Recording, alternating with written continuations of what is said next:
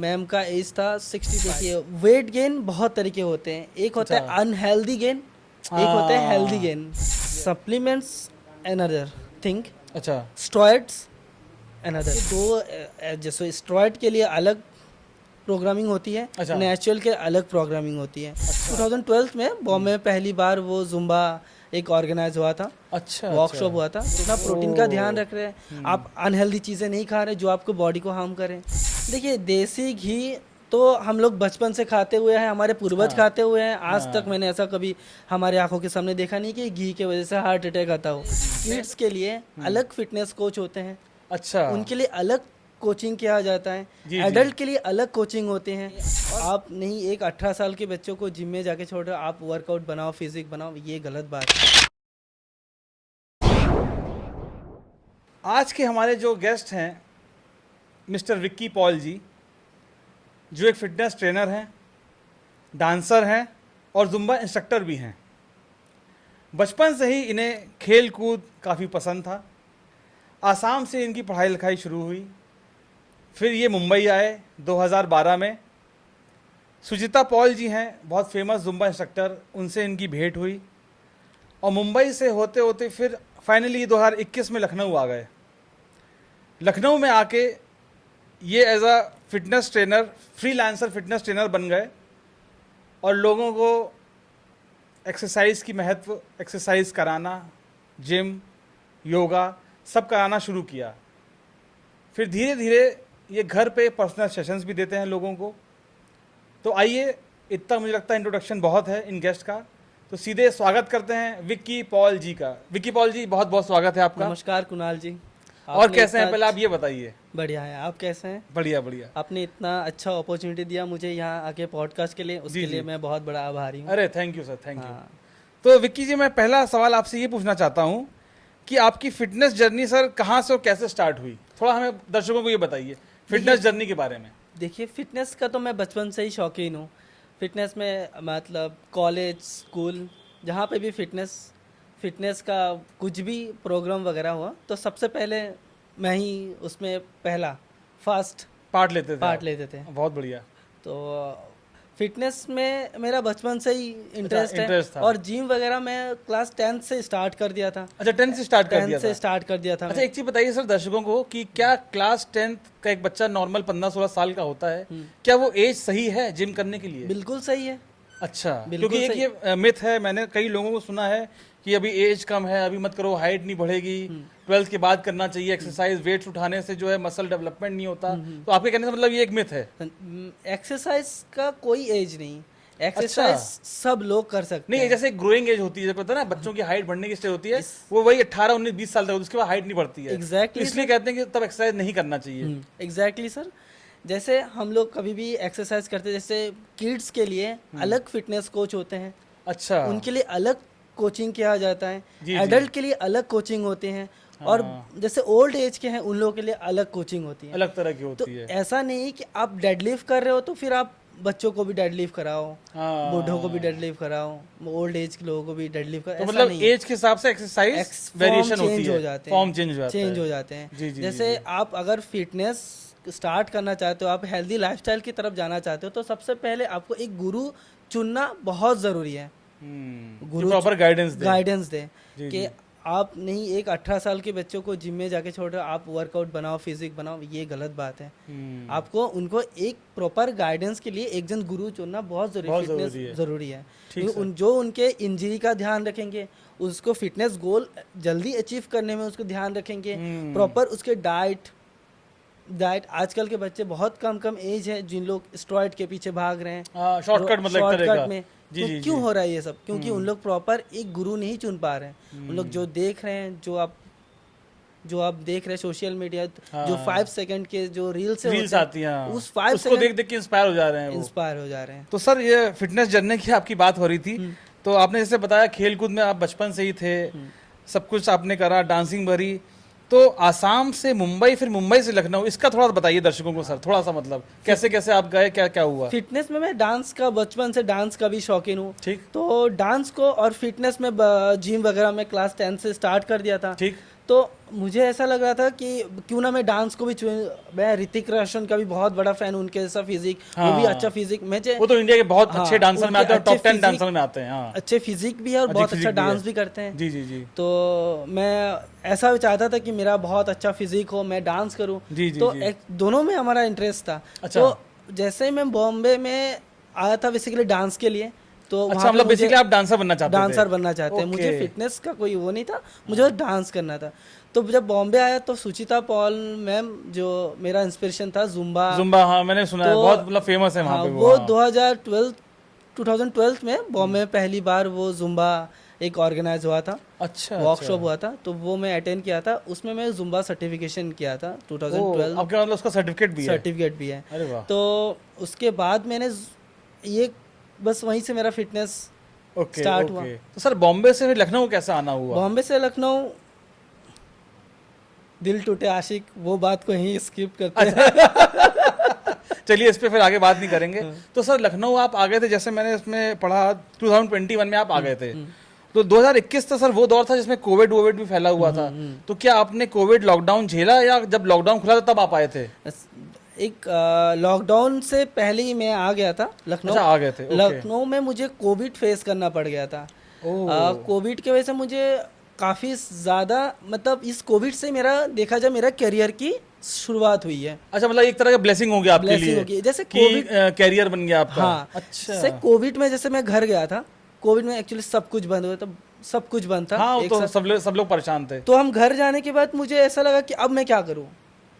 1 महीना बाद लॉकडाउन खुल जाएगा, 2 महीना, 3 महीना, ऐसे करते करते 6 महीना हो गया। मेरा फाइनेंशियल शॉट डाउन, दिक्कत हो गई जी। कुछ जी। नहीं। बहुत लोगों को दिक्कत हुई थी। तब मैंने क्या किया, जैसे मैं बेसिकली नॉर्थ ईस्ट से हूँ, तो वहाँ पे इतना जिम उम का क्रेज नहीं है। उन लोग ऑलरेडी क्रेज नहीं है? इतना नहीं है। ओह। मतलब जैसे जिम उम का क्रेज नहीं है ऑलरेडी वहाँ पे, जो है ना रनिंग स्पोर्ट्स में सब लोग है ही। हाँ। तो जिम उम का उतना क्रेज नहीं है।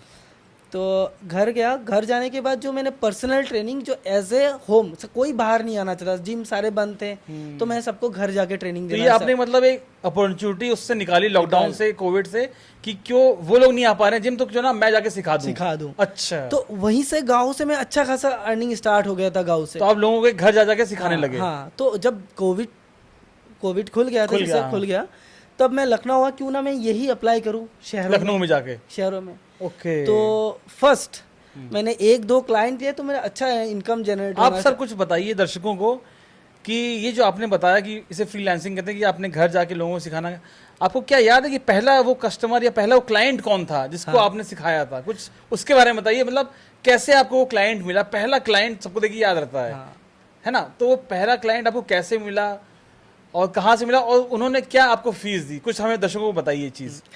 मेरे एक क्लाइंट थे जो मैं जिम में, जैसे कि आपको भी मैंने जिम में ट्रेनिंग दिया। जी जी जी। आपसे भी पहले एक जन ट्रेनिंग में, काफ़ी ओल्ड एज थे शायद, मैम का एज था 65। अच्छा। उनके पूरे बॉडी में रॉड पड़ा हुआ है, ऊपर से ऑपरेशन 2-3 बार हो चुका क्या है। एक्सीडेंट हो गया था मेजर? एक्सीडेंट, और ऊपर से उनकी बोन्स, लिगामेंट सारे डिस्टर्ब हो गया था। तो डॉक्टर ने उनको सारे पूरे राइट साइड पूरा रॉड पड़े थे। By God. वो परेशान, वो जिम के स्टेयर्स भी ऊपर तक नहीं आ पा रहे थे। ओह, इतना मतलब उनको पेन था, दर्द था। और तो वो मैडम मतलब आपकी पहली क्लाइंट थी लखनऊ की? हाँ, अच्छा। लखनऊ की पहली क्लाइंट। तो उनको जिम में स्टेयर्स पे आने के, उनको बहुत हम पकड़ के ऊपर तक लाते थे, फिर ट्रेनिंग करते थे, फिर पकड़ पकड़ के नीचे तक ले जाते थे। जी जी जी। जब मैं कोविड पे घर चला गया, उनको काफ़ी सारे दिक्कतें फेस करना पड़ गया था, क्योंकि उनके वर्कआउट के लिए वो। तो फिर जब मैं लखनऊ आया, सबसे पहले हमने ये सोचा था कि हम फ्रीलांसिंग स्टार्ट करेंगे, होम फिट ट्रेनिंग। तब मैंने उनको एक बार सजेस्ट किया था, क्या हम आपको घर पे आके ट्रेनिंग दे सकते हैं? ठीक। तो वही मेरा पहला क्लाइंट था। तो उन्होंने कहा कि हाँ बिल्कुल कर दीजिए आके। वही पहला मेरा क्लाइंट 10,000 अमाउंट से स्टार्ट हुआ था। बहुत बढ़िया। तो आपको मतलब याद है ये चीज, पहली फीस? और वही 10,000 में एज जिम में मेरा मतलब सैलरी था। अच्छा। जो मैं 9th आवर्स में जो मैं 10,000 कमाता था, वही मुझे 1 आवर में 1 आवर में उस एक क्लाइंट से मिला। ठीक। तो सर हम सीधे अगले क्वेश्चन पे आते हैं। हमारे दर्शक और मैं भी जानना चाहता हूँ, कुछ आप ऐसे दर्शकों को सर टिप्स दीजिए जो यंग बच्चे हैं, करना चाहते हैं जिम, तो प्रॉपर मतलब कैसे करें, जिसे कहते हैं ना, जैसे ऑर्गेनिक बॉडी बने और थोड़ा प्रोटीन्स और इनसे दूर रहें, या अगर ज़रूरत पड़ती भी है तो वो कौन सी सही एज है या सही क्वांटिटी है जिसमें हमें प्रोटीन या स्टेरॉइड्स या फैट बर्नर्स या जो भी सप्लीमेंट्स होते हैं इसका हमें यूज़ करना चाहिए? तो कुछ ऐसा सर बताइए कि वो प्रॉपर एज कौन सी होती है जब हमें इसका यूज़ करना चाहिए और कब नहीं करना चाहिए, थोड़ा इसका बताइए। पहले तो देखिए सर, सप्लीमेंट्स जी। अनदर थिंग, अच्छा स्टेरॉइड्स अनदर थिंग। अच्छा, another thing दोनों होता है। स्टेरॉइड अलग और आपका जो सप्लीमेंट है सारे अलग। सप्लीमेंट का कोई एज नहीं होता, सप्लीमेंट सब लोग ले सकते हैं। अच्छा, सब लोग ले सकते हैं, लेकिन उसके भी एज ग्रुप होते हैं। होता है। सारे एमजी वगैरह के ध्यान रखना पड़ता है, क्वांटिटी की ध्यान रखना पड़ता है। तो उसके लिए आप स्टेरॉइड, अगर एथलीट हैं तो उनको तो स्टेरॉइड पे जाना ही पड़ेगा, क्योंकि उसको नेशनल लेवल पे कंपटीशन है, उन लोगों को जाना लेकिन सर पड़ेगा। मैंने सुना है कि कई बार जैसे हमने भी देखा है जो इंडिया लेवल पे या स्टेट लेवल पे खेलते हैं तो उसमें देखते हैं कि डोपिंग हो जाता है, एक डोपिंग टर्म आता है, उसमें फिर वो एथलीट को बैन कर देते हैं। हाँ। तो क्या डोपिंग और स्टेरॉइड लेना एक ही बात है कि दोनों अलग चीजें देखिए, हैं? दोनों के जो एथलीट के जो अगर आप जैसे ओलंपिया हो गया, ओलंपिया में अगर आपके दो जैसे स्टेरॉइड के लिए अलग प्रोग्रामिंग होती है, अच्छा। नेचुरल के अलग प्रोग्रामिंग होती है। अच्छा। अगर स्टेरॉइड वाले बंदे आके आपको नेचुरल बॉडी बिल्डिंग पार्टिसिपेट करेंगे, जी। तो उनको बॉडी टेस्ट में अगर स्टेरॉइड आएगा तो उनको क्यों लें? ओके, ये कंसेप्ट होता है। ये कॉन्सेप्ट होता है। अगर आप अच्छा। स्टेरॉइड ले रहे हो तो लीगली आप स्टेरॉइड जहाँ पे आपका बॉडी बिल्डिंग होती है वहाँ पे आप पार्टिसिपेट करो। अच्छा, तो जो मतलब एथलीट कभी कभी बैन होते हैं इसका मतलब वहाँ पे इसलिए अलाउड नहीं होता है। वहाँ पे अलाउड नहीं होता, वहाँ वो मतलब कंटेस्टेंट जो होते हैं वो पार्ट ले लेते हैं, मतलब स्टेरॉइड लेके चले जाते हैं। हैं। ओके। वेट गेन सर आसान होता है या वेट लॉस आसान होता है, ये थोड़ा सर बताइए, क्योंकि इसमें मुझे लगता है दर्शकों को भी काफ़ी जिज्ञासा होगी। एक जो पतला दुबला बच्चा है उसको गेन करना है और जो मोटे लोग हैं उन्हें पतला होना है, तो कौन सी चीज़ एज अ ट्रेनर, मतलब अपने आप उससे बताइए अपने पॉइंट ऑफ व्यू से कौन सी चीज़ आसान होती है? आपको वेट गेन कराना आसान है किसी क्लाइंट को या वेट लॉस? सर देखा जाए तो वेट लॉस वेट गेन दोनों में ही डाइट 70% डाइट का खेल है। 70% डाइट का खेल है, ओह 30% वर्कआउट, जो कि आपको गोल अचीव करने में वो एक बूस्ट अप देते हैं। अच्छा, बस। तो वेट गेन जिसे सर करना है वो क्या चीज़ ऐसी खाए, और जिसे वेट लॉस करना है वो क्या चीज़ ऐसी ना खाए, इस पे थोड़ा टिप दीजिए। देखिए, वेट गेन बहुत तरीके होते हैं। एक होता है अनहेल्दी गेन, एक होता है healthy gain. Yes. Unhealthy gain जैसे आप पिज्ज़ा बर्गर जितने फास्ट फूड खा के आप तो फैट बढ़ जाएगा, वो अनहेल्दी हो गया। अनहेल्दी गेन हो गया। हेल्दी गेन सर क्या हुआ?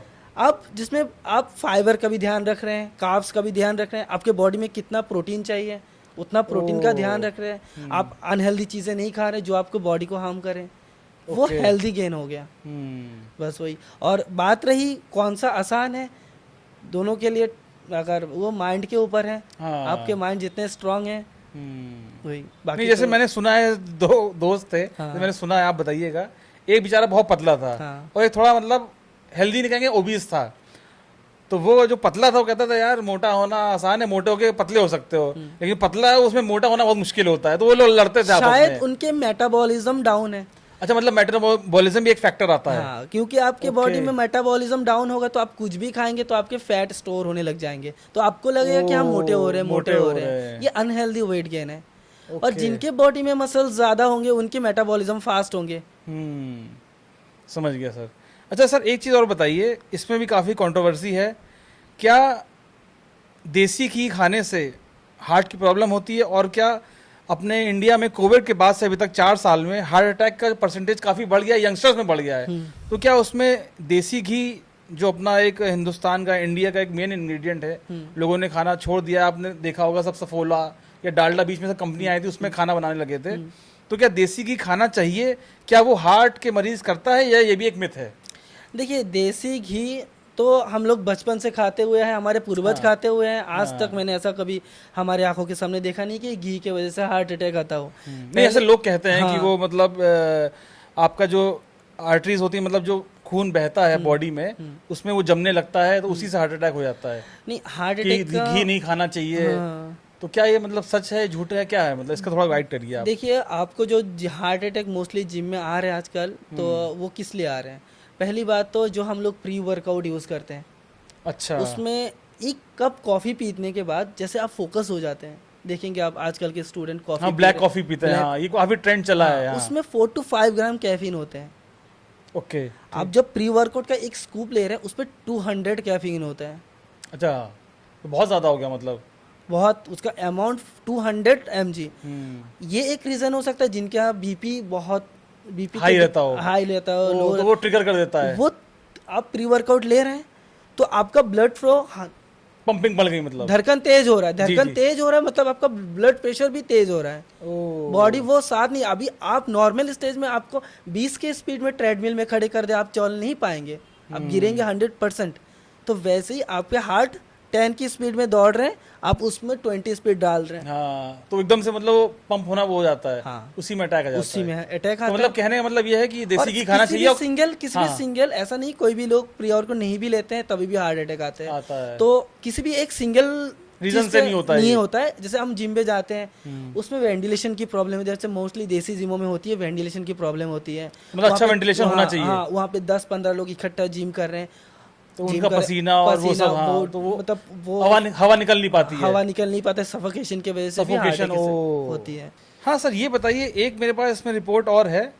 राजू श्रीवास्तव जी बहुत ही फेमस कॉमेडियन, हाँ। काफी पिक्चरों में भी आया और लाफ्टर मैं उनके चैलेंज शो काफी में भी बड़े आया। fan- हाँ, बहुत मतलब अगर आपका मूड अपसेट है उनको देख लो तो मतलब हंसते तो लोटपोट हो जाओ। हाँ। उनका ये जिक्र आया था कि उनका भी ये जिम में ट्रेडमिल पे करते करते उनको मतलब अटैक आया, फिर कोमा में गए, फिर डेथ हो गई 10-15 दिन के अंदर। हाँ। तो इस पे सर कुछ गाइड कीजिए। तो मतलब वो तो जहाँ तक उनके भाई ने फिर बाद में प्रेस में इंटरव्यू भी दिया था कि ना वो ड्रिंक करते थे ना स्मोक करते थे, तब ऐसा मतलब क्यों हो गया होगा उनके साथ, क्या रीज़न रहा होगा?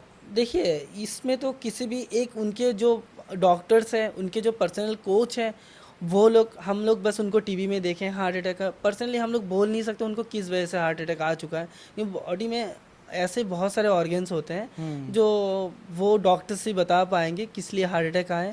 और मेरा पॉइंट ऑफ व्यू से शायद ट्रेडमिल में उन्होंने प्री वर्कआउट लेके किया हो, आई एम नॉट श्योर, किया अच्छा। हो प्री वर्कआउट।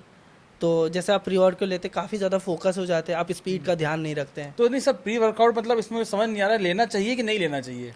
लेना चाहिए, मतलब आपको ये है, आपको बॉडी की आपकी लिमिट पता होना चाहिए। हाँ, जैसे वो 58 इयर्स के थे, हाँ। तो उस हिसाब से उन्हें या तो क्वांटिटी कम लेनी चाहिए थी, हाँ, क्योंकि एक एज के साथ वो शायद मीटअप नहीं हुआ है वो चीज़। मतलब आप टेस्ट कराइए, आप अगर हेल्दी लाइफस्टाइल पे जा रहे हैं तो आप बॉडी को टेस्ट कराइए, सारे आप बीपी टेस्ट कराइए। तो टेस्ट कराने के बाद आपको अगर देखिए आपके बॉडी में कितना कैफीन आप ले सकते हैं, आपके एक पहले तो आप एक गुरु चुनिए जो आपको प्रॉपर गाइड करे। आपके ब्लड प्रेशर है, जो भी है वो आपको सही तरीके से गाइड करेंगे, आपको कितना कैफीन आपको बॉडी में जाता है तो दिक्कत नहीं करेगा। जैसे आपको 100 ग्राम कैफीन जा रहा है बॉडी में तो ये आपके लिए सही है, तो आप ले सकते हैं। तो सर एक चीज़ और बताइए, बस लास्ट क्वेश्चन है ये, शुगर पेशेंट्स भी क्या आपके कोई हैं क्लाइंट जो शुगर जिनको है? हाँ, तो क्या उनका एक्सरसाइज का पैटर्न या कुछ उनकी एक्सरसाइज अलग होती है, उनकी डाइट अलग होती है, या वो भी एक नॉर्मल मतलब इंसान की तरह सब कुछ खाते पीते हैं और आप उनको वर्कआउट कराते हैं, या उनका शेड्यूल कुछ अलग होता है? ये आपने सर बहुत बढ़िया क्वेश्चन किया शुगर वालों के लिए। जी जी। तो ये शुगर वालों के लिए एक बात ये है कि आपको ध्यान रखना है शुगर वालों को, क्या? प्रोटीन और फाइबर और क्रेविंग। ये क्रेविंग मैंने कई बार आपके अंदर भी देखा है, जो लेकिन मैं तो शुगर पेशेंट नहीं हूँ। नहीं है, लेकिन हाँ। क्रेविंग, जैसे हम सुबह उठते ही हाँ क्या आप चाय पीते हैं, हाँ। वो अगर आप शुगर पेशेंट है तो आपको ये चीज़ है, अर्ली मॉर्निंग आपको शुगर नहीं लेना है।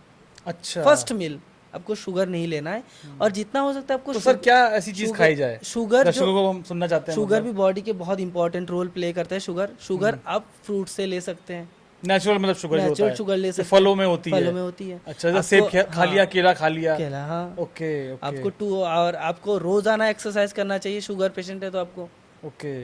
आपको जितना कोई आपको एक्सरसाइज भी है जो नहीं करनी चाहिए क्या, जैसे मतलब शुगर पे अटैक हो जाए, ऐसा कुछ हो जाए? ऐसा भी कुछ है? ऐसा कुछ नहीं, जैसे मैं कहीं देखा था, वही फेसबुक पे इन सब में आता कि शीर्ष आसन नहीं करना चाहिए, सर के बल नहीं खड़ा होना चाहिए, और काफी मतलब हैवी नहीं उठाना चाहिए, उससे ब्रेन में मतलब कुछ हो सकता है, ऐसा कुछ है क्या?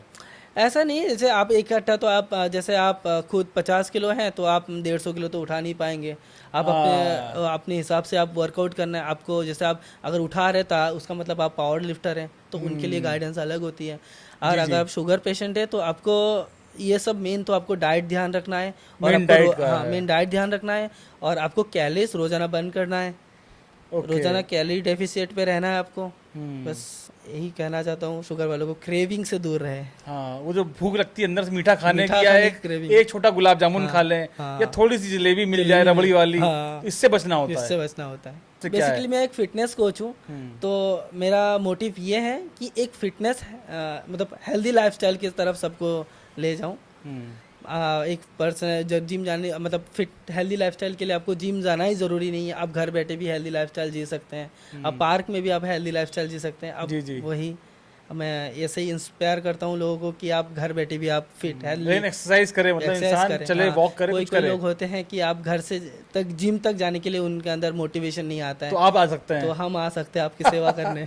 जी जी जी। तो तो दोस्तों, बहुत अच्छा लगा विक्की पॉल जी से बात करके। ये अब लखनऊ के ही हो गए हैं, लखनऊ के ही निवासी हैं। मैं नीचे कमेंट सेक्शन में इनका नंबर डाल दूंगा, कोई इनसे ट्रेनिंग लेना चाहे तो बेशक इनसे नंबर लेके इनसे बात कर सकता है और इनसे ट्रेनिंग ले सकता है। बहुत अच्छे इनको नॉलेज है हर चीज़ की। तो तब तक के लिए धन्यवाद। Thank you sir. Thank you sir.